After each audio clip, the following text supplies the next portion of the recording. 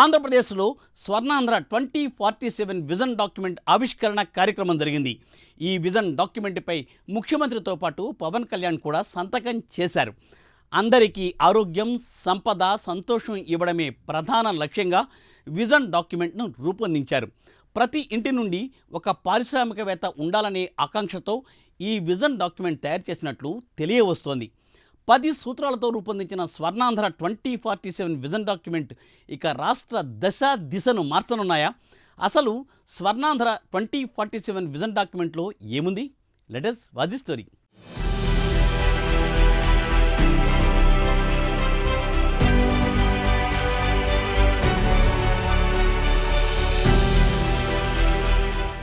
ఏపీలో Swarnandhra 2047 vision document ఆవిష్కరణ జరిగింది.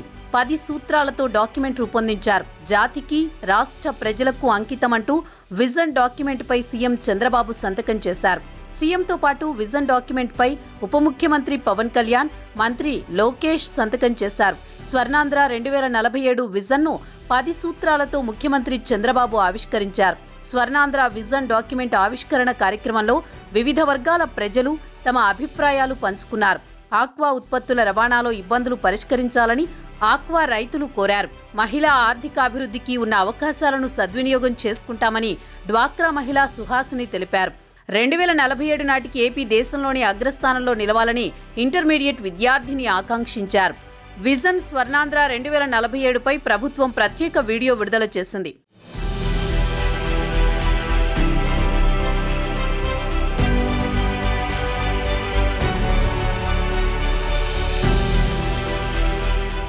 అందరికీ ఆరోగ్యం, సంపద, సంతోషం ఇవ్వడమే స్వర్ణాంధ్ర విజన్ 2047 లక్ష్యమని ఈ సందర్భంగా ముఖ్యమంత్రి చంద్రబాబు స్పష్టం చేశారు. పేదరికం లేని సమాజం అనేది మంత్రంగా తయారు కావాలని, ఆర్థిక అసమానతలు తగ్గించాలని అన్నారు. ప్రభుత్వం, ప్రజలు, ప్రైవేటు భాగస్వామ్యంతో పేదరిక నిర్మూలన చేయాలని సూచించారు. నాడు విజన్ 2020 సంకల్పంలో భాగంగా ప్రతి ఇంటి నుంచి ఓ ఐటీ ఉద్యోగి తయారయ్యాడన్న సీఎం, విజన్ 2047లో భాగంగా ఇప్పుడు ప్రతి ఇంటి నుంచి ఓ పారిశ్రామికవేత్త తయారు కావాలని ఆకాంక్షించారు. ప్రతి ఒక్కరికి ఉద్యోగ, ఉపాధి కల్పనే రెండో సూత్రమని తెలిపారు. దీనిలో భాగంగా పరిశ్రమల ఏర్పాటును ప్రోత్సహిస్తూ నాణ్యత కలిగిన ఉద్యోగాలిప్పించే దిశగా కృషి చేస్తున్నామన్నారు. ప్రపంచంలో తగ్గుతున్న జనాభాను దృష్టిలో పెట్టుకుని రాష్ట్రంలో జనాభా హెచ్చుతగ్గులను సమన్వయం చేయడాన్ని ఉద్యమంగా చేపట్టాలని సూచించారు. నైపుణ్య శిక్షణ ఇప్పించి మానవ వనరుల అభివృద్ధి చేయడంలో మూడో సూత్రంలో ప్రధానమని తెలిపారు. తాగడానికి అవసరమైన నీటిని అందిస్తూ నీటి భద్రతకు ప్రాధాన్యమివ్వాలనే 4వ సూత్రంతో కరువు రహిత ఆంధ్రప్రదేశ్కు శ్రీకారం చుడుతున్నామని వెల్లడించారు. రైతుకు వ్యవసాయ ఖర్చులు తగ్గించి, సాంకేతికత పెంచి గౌరవంగా జీవించేలా చేసేందుకు వ్యవసాయానికి సాంకేతికతను అనుసంధానిస్తూ 6వ సూత్రంగా విజన్లో చేర్చామని చంద్రబాబు వివరించారు.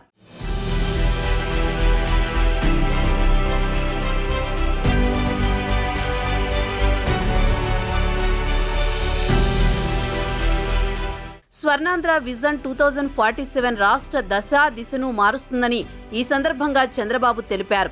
ప్రజల తలరాతల్ని, భావితరాల భవిష్యత్తును మార్చే డాక్యుమెంట్ ఆవిష్కరణ సరికొత్త చరిత్రకు నాంది పలికారని అన్నారు.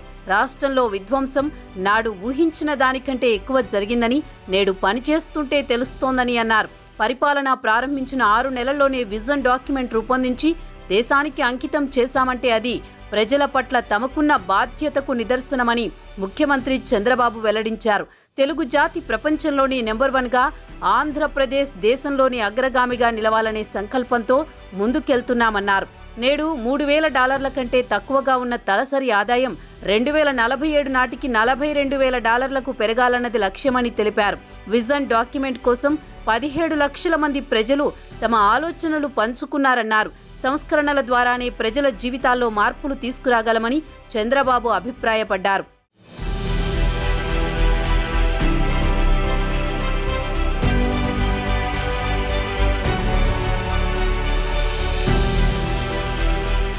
స్వచ్ఛాంధ్ర అంటే స్వచ్ఛమైన ఆలోచనలు ఉండాలంటూ స్వర్ణాంధ్ర విజన్ డాక్యుమెంట్ కార్యక్రమం స్టాల్స్ వద్ద ముఖ్యమంత్రి చంద్రబాబు చలోక్తులు విసిరారు. పరీక్షలకు ఎలా సిద్ధమవుతున్నారంటూ విద్యార్థులతో సీఎం ముచ్చటించారు. మహిళా రైతులతో చంద్రబాబుతో పాటు ఉప ముఖ్యమంత్రి పవన్ కళ్యాణ్ ముఖాముఖి మాట్లాడారు. మహిళా ఆర్థిక అభివృద్ధికి అందుతున్న తోడ్పాటుపై నేతలు వివరాలు అడిగి తెలుసుకున్నారు. విజయవాడ మున్సిపల్ స్టేడియంలో స్వర్ణాంధ్ర విజన్ డాక్యుమెంట్ ఆవిష్కరణ కార్యక్రమం జరిగింది. రాష్ట్రంలోని వివిధ ప్రాంతాల నుంచి భారీగా ప్రజలు తరలివచ్చారు. 2047 నాటికి ఆంధ్రప్రదేశ్ను అన్ని రంగాల్లో అగ్రస్థానంలో నిలిపేలా స్వర్ణాంధ్ర విజన్ డాక్యుమెంట్ రూపొందించారు. అందరికీ ఆరోగ్యం, సంపద, సంతోషం లక్ష్యంగా స్వర్ణాంధ్ర 2047 విజన్ ఉద్యోగ ఉపాధి కల్పనతో పాటు రైతుల ఆదాయాన్ని పెంచుతూ మహిళల ఆర్థిక అభివృద్ధికి కృషి చేసేలా స్వర్ణాంధ్ర విజన్ ఉన్నట్లు పలువురు అన్నారు.